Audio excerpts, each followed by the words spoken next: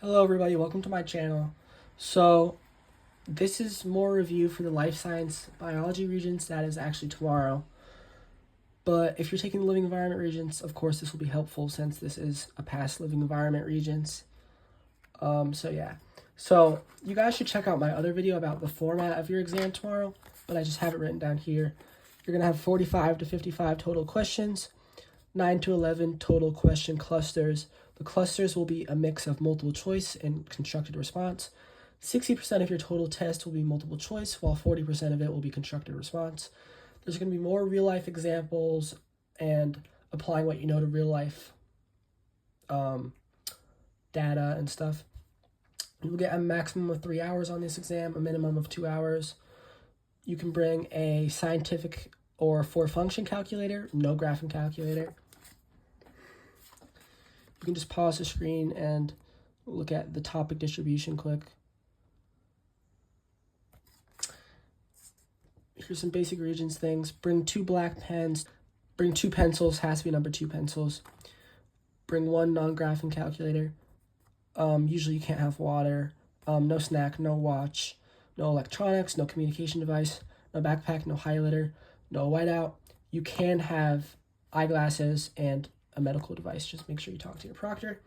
So without further ado, let's just get right into this. So you have to write your full name, your real name that you were given at birth, but I'm just going to write biology tutor because that's my channel name.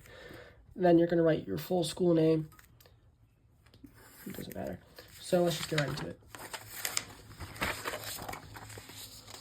Question 1. When you cut your finger, new skin quickly grows that repairs and replaces the damaged skin cells. Information directing this process is located in the... So we're talking about information in a cell. That is not going to be in the mitochondria. So we can automatically cross 1 and 2 out. The mitochondria is where ATP is produced. So is it DNA of neighboring cells which divide by mitoic cell division, or which divide by meioic cell division? I think I said that right. Well, you have to know that meioic, I think that's how you say it, is sex division, sex cell division. So that would be sperm cells or egg cells. This is talking about a finger, so like skin cells. That is not sex cells. So the answer for this would be 3. This is probably the easiest question you'd ever see. Super simple, straightforward. It's just if you know it or you don't. ATP is produced in the, I said it earlier, it is mitochondria. Some trees release toxins into the soil that can kill the plants nearby. This ability can best be described as a means of establishing a constant soil pH. We'll come back to that. A benefit to the ecosystem. No, it's not a benefit. It says it's toxins that kill plants nearby. How would that benefit them? That would be the opposite of a benefit. A trait acquired by the species to eliminate the consumers that feed on them. Well, it's just killing other plants nearby. Plants can't feed on other plants, so no. Plants do photosynthesis to get their own food. They don't eat other plants. What is this? An evolutionary advantage, reducing competition for water, nutrients, and sunlight. So it is going to be number 4. You know, I could see where someone would pick 1, but this doesn't really like talk about pH or enzymes or anything like that. But an evolutionary advantage, this will give them an advantage. So that one could be a little confusing for some people. Okay, number 4. When the frequency of a gene in a population changes, the most likely result would be ecological succession. Well, when we're talking about genes, we're usually talking about like people, at least in this class. So ecological succession is referring to plants. So it can't be 1. Biological evolution, now that is talking about people. And evolution happens when like something, like when there's a big change with genes. So we'll come back to that. Species extinction. Well, that actually could be the answer, but we're mostly thinking of like a bigger effect. So it's not that. Genetic mutation. That's what's happening, but that's not the result. So 4 would be 2. Just think like a big change regarding genes in a population will result in some kind of evolution, possibly through natural selection. Number 5, during the 1880s, in an attempt to control the rat population, the Asian mongoose was brought to the Hawaiian Islands. However, there was a flaw in the plan. Rats are active at night, while mongooses feed on birds and eggs during the day. They had little effect on the rat population. The mongoose population rapidly increased and caused the extinction of many bird species native to the islands. Bringing mongooses to the Hawaiian Islands is an example of a technological fix to solve problems caused by population growth. So this answer would be like saying that this was a good thing and this was not a good thing. Developing a research plan to study unintended outcomes. Well, they didn't know it would be a bad outcome, so no. They thought what they were doing was good. Humans altering ecosystems resulting in unintended consequences. Yep, that is exactly what this is talking about. Humans are altering ecosystems, and the result of it is not what they were expecting. So that is a perfect answer. An imported species solving an ecological problem. It did not solve an ecological problem. It did the opposite. So it didn't solve a problem. It had a bad effect. 6. Many companies today are looking for ways to reduce the use of finite resources. They are working to They're working to recycle, reuse, and repair more products to reduce dumping and pollution. Which statement best describes a positive result of these changes? Fossil fuels will be renewed for future generations to utilize. Well, we're not renewing them so that people can just use them again. We're renewing them so that they don't go away. So it's not that. Finite resources will not be depleted as quickly. Yes, that is what we're talking about. Because we don't want them to be used at the fast rate that we're using them now. We want them to be used at a less fast rate so that they run out in a very, very, very long time. What is this? These activities can result in unstable ecosystems. It says reduce dumping and pollution, so that can't be it. Destruction of ecosystems will result in a loss of biodiversity. I mean, that's true, but that's not what we're talking about in this paragraph right here. Sometimes they do this. They tell you a true statement, but it doesn't even have to do with this. So that's not the answer. It doesn't best describe a positive result of these changes. And also, that's not even positive. Number 7. Which characteristic would give one species the greatest advantage over the other species? Higher number of surviving offspring. That sounds like an advantage to me, so maybe. Lower number of matings, that's not an advantage. Lower adaptation to the environment, not an advantage. Higher rate of disease, that's definitely not an advantage. So 7 is 1. See, they just asked for an advantage. 3 of them were not advantages, 1 of them was, so that was pretty easy. Okay. Number 8. The diagram below represents the same location over a period of many years. As a result of these changes, 1, biodiversity in the area decreases. It's not decreasing, there's more and more stuff each time, so that's definitely not it. The community becomes more stable. Yes, the biodiversity is increasing, so this community actually is becoming more and more and more and more stable because there's more diversity. If it's just this, if this gets some like disease thing, this will all die and nothing will be there. But if one of these gets a disease, it's fine because there's all the other things. The community will become less stable. Nope, they'll become more stable. Biodiversity is not affected. Not true. Okay. Question 9. Between 1880 and 2020, Earth's temperature increased slightly more than 1 degree Celsius. And 1 degree Celsius, I know you might be used to Fahrenheit, but that's actually bigger than 1 degree Fahrenheit. That's a bigger change. The best explanation for this increase is 1, a decrease in the amount of sunlight. Well, I don't think sunlight really changed. It's just always been the same amount of sunlight. That would mean that there's more like clouds or something, so that's not it. An increase in the amount of solar radiation reflected back into space. Ooh, this is like a little earth science question, I guess. But no. Like, because, I mean, did you learn about this? No, you didn't learn about that or that. Changing concentrations of gases in the atmosphere? Yup. Because more greenhouse gases are being exposed in the atmosphere, and that's changing the concentrations of the gas.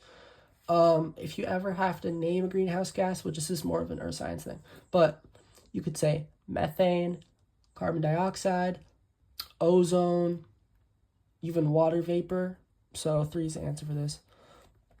Volcanic activity releasing ash and dust. Has there been like an increase of volcanoes? I've never heard of that, and you didn't learn about that. So if you really think you've never learned about it, it's not going to be the answer. If you've heard of it, it could be the answer. Number 10. 2 different species of animal prefer the same plant for food. One eats the leaves of a plant, the other prefers the fruit.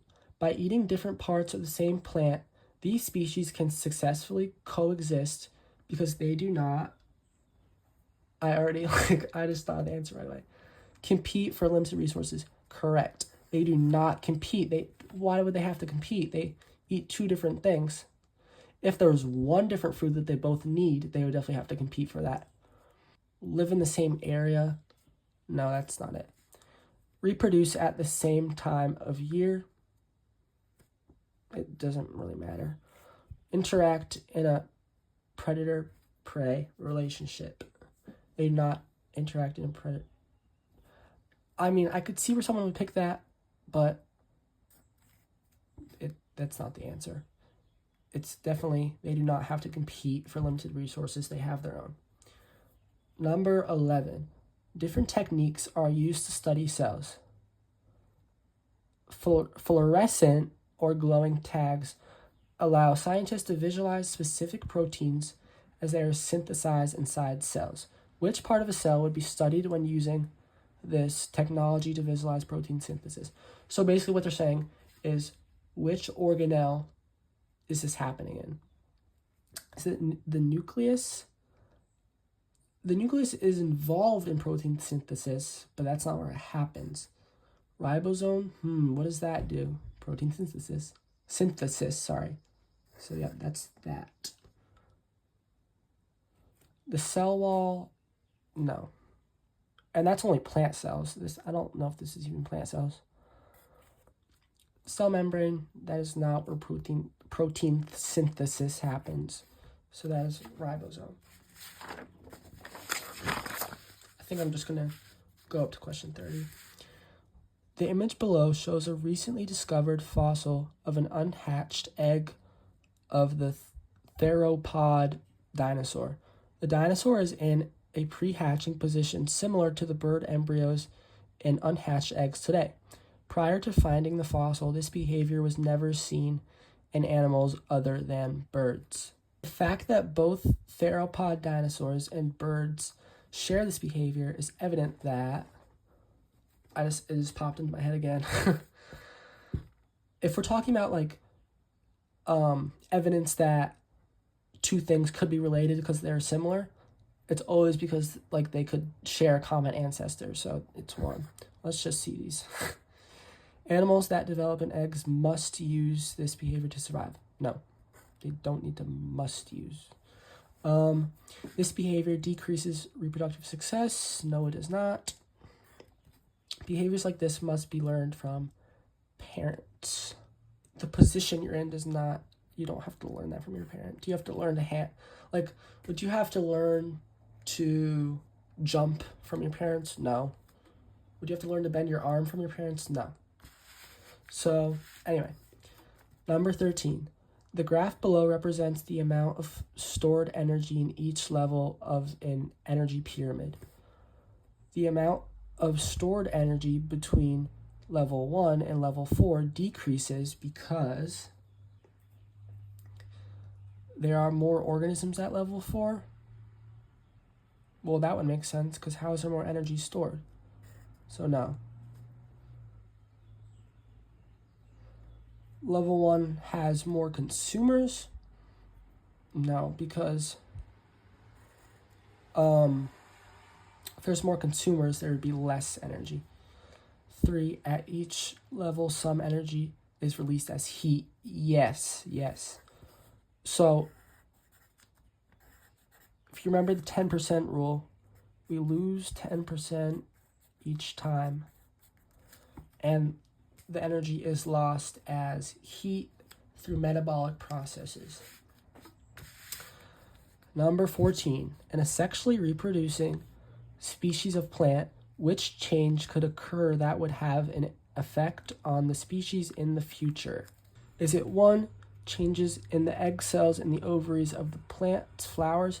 Now, this does sound weird because we're not used to hearing about sexually reproducing plants. But since this is a sexually reproducing plant, this could be the answer. We're going to come back to this. Variations that occur in the root cells of... No. That won't have an effect on the species in the future. Differences in leaf cells that are exposed to solar radiation. That's not a change in...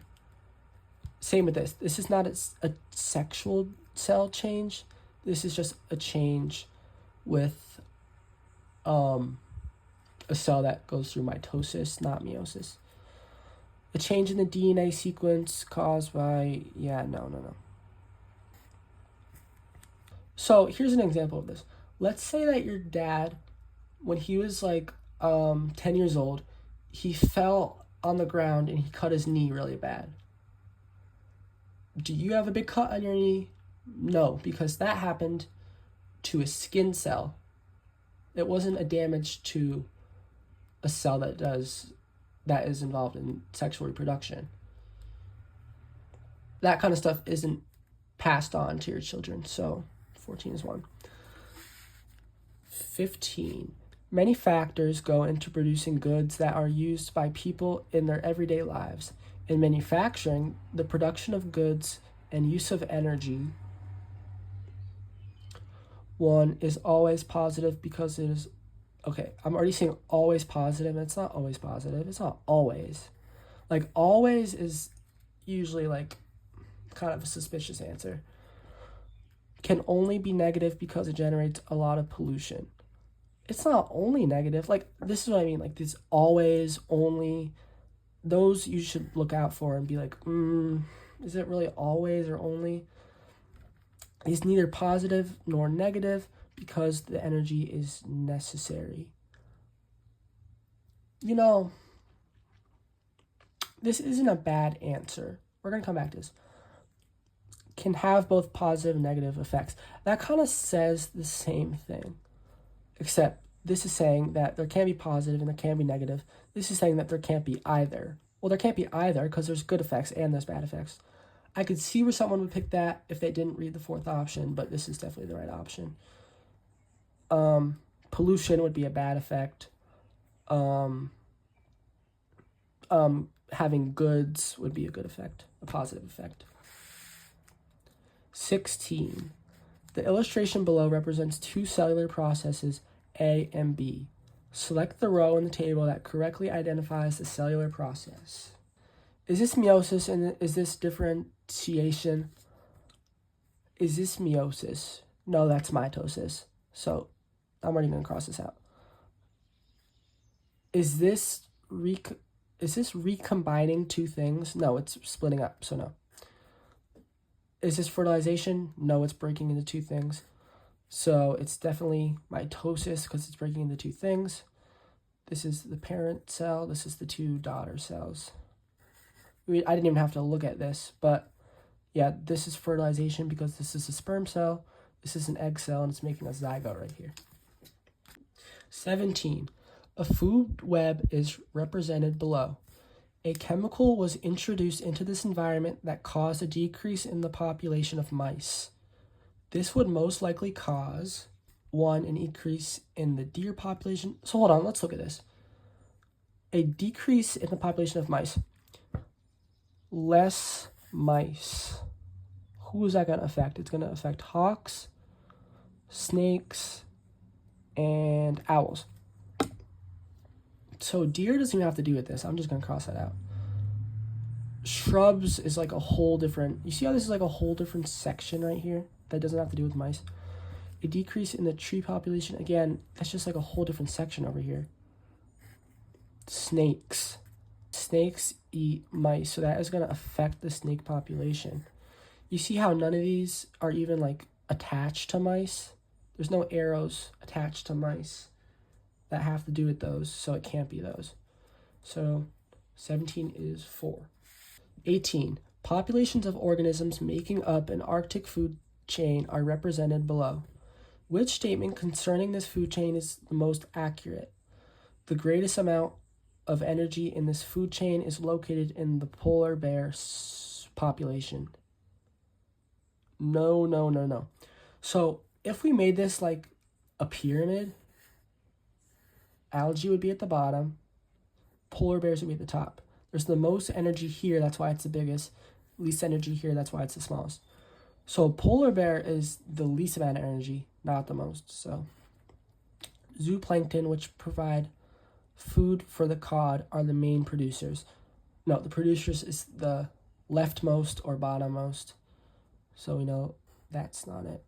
A reduction in the algae population would most likely affect the survival of all the other populations in the food chain. Correct, because this is the producer. If all the energy is starting here, if this gets affected, it's going to have a chain effect in all these other ones. Let's just see this. The organisms in this chain can all produce their own energy. No. We already know that these are not plants. Therefore, they cannot produce their own energy by themselves. They have to eat to get that energy. So 18 is 3. 19. The protein in a hamburger is broken down into amino acids. Which two processes are involved in the breakdown of the protein and the absorption of amino acids into the bloodstream? Is it synthesis and mitosis? Well, we're not synthesizing proteins, we're eating them. We're not making them, we're just eating them. So that is not it. And mitosis is not happening. Digestion and diffusion. Well, yeah, we have to digest those proteins. So yeah, definitely have to digest the proteins. Diffusion, well, yeah, they do have to diffuse into the bloodstream from a high to low concentration. So 19 is 2, but let's just look at these. Again, there's no cell division happening, so that can't be right. Digestion is right, so only half of this answer is right. If only half of it's right, then the whole thing is wrong. Active transport and replication. You gotta remember, active transport is low to high. Sorry, that doesn't really look like high, but it's low to high. Since you're going low to high, that requires energy. Like, think about if you're walking up this mountain, you need a lot of energy to walk up this steep mountain. You're going low to high, but diffusion is high to low. You can just ski right down or run right down, and you don't need much energy for that. No energy at all. So, yeah. So 19 is 2. 20. I don't even know how to say this, but it doesn't matter. Are the last survivors of an ancient group of reptiles that lived at the same time as the dinosaurs. They contain a very large genome. The genome, its complete set of genes, is about 2/3 bigger than the human genome. One possible explanation for why this species has survived since prehistoric times is that their large genome has enabled them to live on a part of Earth that has not gone through any environmental changes. Earth has gone through so many environmental changes since the dinosaurs. Even like little ones, like a forest fire, that's considered an environmental change. So there's been so many. So, can't be that. Provided the members of the species with characteristics that gave them advantages for survival. Yes. Yes. There was more genes that provided characteristics that gave them advantages through natural selection. Can mutate when the species need to develop characteristics. Oh my god, no. Please do not pick that. Can rearrange genes so that the species evolves when environmental changes occur. Like the rearranging of genes that just can't happen. So 20 is 2. 21. 2 primary chemical messengers used in communication within the human body include antibodies and pathogens. That's just having to do with the immune system. That's not a chemical messenger. Organic catalysts, so enzymes, and toxins. Again, those aren't like a messenger would mean it has to bring something, so no. Enzymes and antigens produced by body cells. Again, it's just not a chemical messenger. Hormones and chemicals. Saw that word, so that matches up. Produced by nerve cells. Nerve cells has to do with messengers. And hormones have to do with chemicals and messengers. So 21 is 4. This is a long, you know, you're going to see a lot of reading, whether you're taking life science, biology, or living environment. Just going to see a lot of reading. You just got to read the whole thing and really think about it. Holstein cows have become the most widespread breed of dairy cow in the United States. They have been selectively bred to have many characteristics beneficial to dairy farmers. They are known for their ability to produce large quantities of milk. In addition, they are often calm and agreeable animals. That's great. That sounds great. Which statement best describes a potential risk of the selective breeding process to future generations of Holstein dairy cows? I'm not even going to show you this. Let's just think of one together. So, if they're all like the same as each other, that's not a good thing. Because if they all, since they're not different from each other, if they get a disease, they're all just going to get wiped out. So let's look at these. Genetic diversity in the breed may become limited over time. That's what we were just talking about, yep. 2, it increases the chance of, oh my god, no. It's less limited.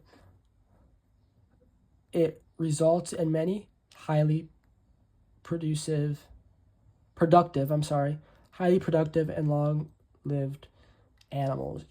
You might think that, but since there's not much variation, this species could be totally wiped out if they get a bad sickness or something. Improves the health. We were just talking about how if they get sick, they're all wiped out, so no. 23. An organism that normally has 32 chromosomes in its body cells is found to be producing gametes with either 15 or 17 chromosomes. It has not been able to successfully reproduce. The most likely reason for its inability to reproduce would be errors during the process of... Okay, which one's sex cell division? It's not mitosis, that's body cell. It's not differentiation. It is not cloning. Cloning is not a natural process. This is a human-made process. This is talking about a natural process. So meiosis or meiosis would be the right answer for this one. If you ever see like sex cells, it's always going to be meiosis or meiosis. 24. Which sequence correctly identifies the flow of energy through an ecosystem? I hope you know this one. It always starts with the producers. It's called produce because they produce the energy for the whole food chain or food pyramid or web, whatever. So 2 and 3 cannot be it. Now, is it consumer and then herbivore? So consumer is in the right spot right there. So is the last step an herbivore or a decomposer? It is not an herbivore. Because really the herbivore would be right in this little spot, but that's not how the question is formatted. So a decomposer eats dead animal scraps of something like this. So 24 is 4. Moving on to the next page.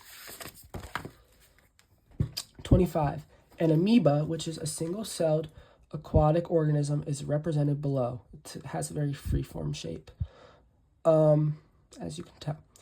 Which of the amoeba's cell structures is the most important in obtaining oxygen from the environment? Which cell structure here lets in stuff and releases stuff? Well, it has to be, of course, whatever this is. And this is not a plant cell, so it can't be a cell wall. If it's some kind of outer thing, it can't be ribosome because that's somewhere inside. Mitochondrion is somewhere inside here. So it has to be this cell membrane. All of this is a cell membrane right here. 26. The diagram below represents a specialized gamete that plays a role in human reproduction.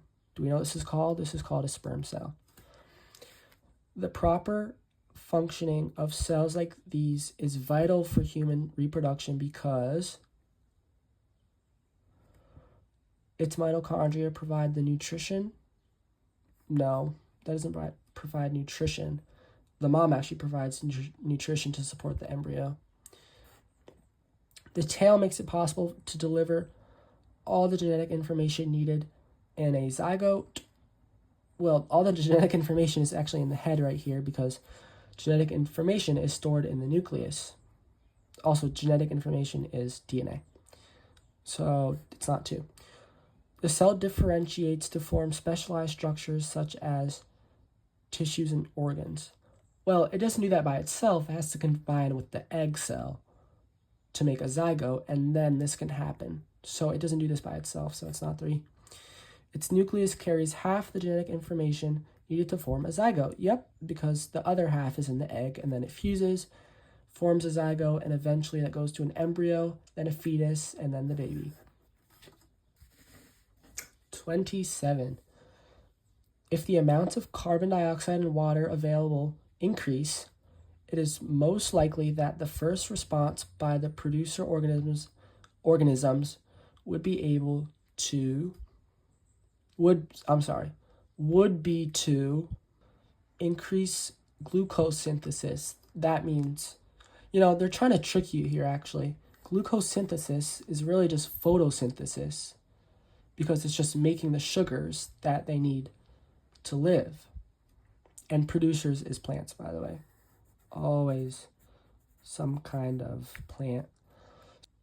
Well, it's not always a plant, but it's something that can make its food by itself, which is almost always a plant. So if they have more ingredients for photosynthesis, then yeah, they're going to produce more of the product of that, which is glucose or sugar. DNA synthesis. DNA is not synthesized, it's just copied, so it's not synthesized. Decrease amino acid synthesis. I guess that would kind of be like protein synthesis, but these ingredients do not have to do with that. Decrease nucleic acid synthesis. Did you learn about that? Nope. So it can't be that. 27 is 1. 28. There are high numbers of stray and feral cats in communities across the United States. In order to humanely control these cat populations, they're saying humanely because they could kill them all, but that's not humane. Many areas are participating in programs to trap, spay, and release the animals. When a female cat is spayed, organs are surgically removed to prevent the animal from being able to reproduce? Have you ever had like a dog or cat be spayed, or a dog or cat be neutered? It's the same idea. Which two organs are most likely removed from the female cat during the surgery? So which two organs are the most responsible for reproduction, sexual reproduction? Is it uterus and placenta? Well, the placenta only supports the baby, so it's not even there unless you're already having the baby. So I could see where someone get tricked on that, but it's not that.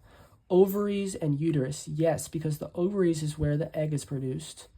And then the uterus is eventually where the embryo and, if it's a human, the fetus is developed. So it is two. Ovaries and stomach, it's not, why would stomach matter? No. Stomach has to do with digestion, I guess. Placenta and testes. This is talking about a female cat. Only male cats have testes. So 28 is 2. 29. When you purchase a fishing license in New York State, you are told to check the advisory tables before consuming any of the fish you catch. The tables list the fish species you should not eat and others you can eat up to 4 times per month due to the presence of toxin chemicals in the fish. A likely reason the table recommends that children under the age of 15 and young women should not eat any of the fish caught in some bodies of water is that young women and children already have a large amount of these chemicals in their body. Why would only these people have a certain amount? Like, that doesn't make sense. It's not that. 2, the chemicals may affect their development or harm potential unborn children. So this first part is talking about development of children under 15. So that's the first part of this is right. Harm potential unborn children. We're talking about young women. By young, they mean like in their 20s. So this is right. Both statements in this are right. Chemicals do not affect males, so they can eat up to... No. Why? It says that they affect males. So why would it not affect males if it said they do? The fish species on the list are in danger of extinction. No, we're talking about the chemicals in them, not anything to do with extinction of the fish. And last question in this section. Examples of 2 abiotic resources present in an ecosystem are... So abiotic means not living. If it's a biotic resource or biotic factor, that would be a living factor. But this is talking about not living. So those are both not living. That's living. Animal species are living. Plants are living. Decomposers are living. So 30 is 1. So this is all the review I can do right now. But I wish you guys the best of luck on your life science biology Regents exam or your living environment one. Living environment is on June 17th, 2025, which I think is a Tuesday. Yeah, it's a Tuesday. And life science biology is it's tomorrow. So that is Tuesday, June 10th, 2025. That one is at 9:15 a.m. Or if your school told you a different time earlier than that, then it's at that time. Maybe like 8 a.m. I know some schools do it at 8 a.m. because that's when their school starts. So I wish you guys the best of luck. You guys got this. You guys are going to do great. Just study a lot. Don't forget the things on these note cards that I talked about at the beginning of this video. Topic distribution. But I think you guys got this. If you guys followed along and really understood the explanations for all this, I think you guys are really going to do great. So I keep saying this, but I wish you guys the best of luck on your Regents exam. And yeah, good luck.